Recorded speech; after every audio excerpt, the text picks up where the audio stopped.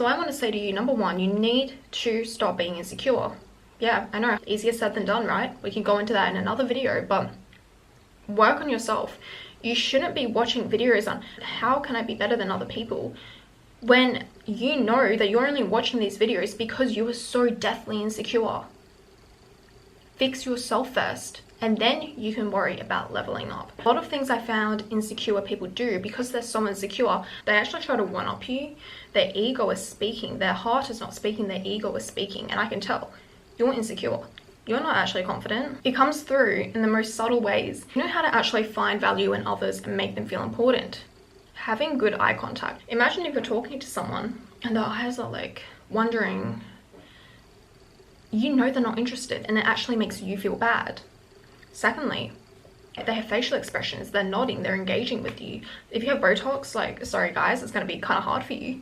They're genuinely interested, and they make the other person feel good through being so attentive. And they also make your small achievements or small things you did feel like big wins. They acknowledge that when other people might not acknowledge it. You're like, oh, I ran yesterday. Wow, congratulations. Like, running, that's amazing. Like, I can't even run myself. Like, I hate running. The fact that you can run, wow, amazing. And they like lift up the people around them. Next, truly confident and charismatic people, they do not feel inferior to others, and they do not feel threatened to others. So earlier we were talking about the ego speaking. If the ego feels the need to one-up you, you are insecure. Newsflash. Probably should go work on that. People who feel like they have nothing to prove, they're very like laid back in energy. They're very calm. Another thing that makes you super charismatic is being present, which again is something that's really hard to do when you have poor mental health, because your mind is all over the place. When you're present, people can actually feel that. I know when someone's like looking at me, but there's nothing going on in here, like that wheel is not spinning. When you're fully present, you're able to take the moment in, respond accordingly and appropriately as well. And overall, like I said, energy doesn't lie. People can tell if you are present or not. Another thing, don't hog conversations. Again, that's coming from the ego. But really, you should be letting other people speak. People love to talk about themselves. I also want to add that people who are confident, they're looking inward, not outwards. So like if you're walking into a room, someone who's truly confident, they're not actually looking at other people. Oh, did they notice me?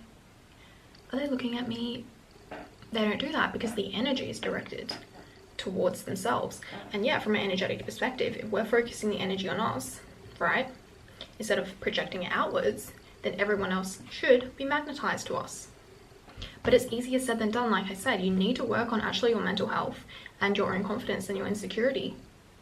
It's not good enough that you can fake it. People will see through it. Energy doesn't lie. Another thing, like, it doesn't hurt to be funny, to like have your own sense of humor. Another thing is you need to be good at human psychology. You need to also be amazing at reading other people's emotions. So, you know, having emotional intelligence. If you can't, you're never ever going to be charismatic to someone, because you could be yapping away, right?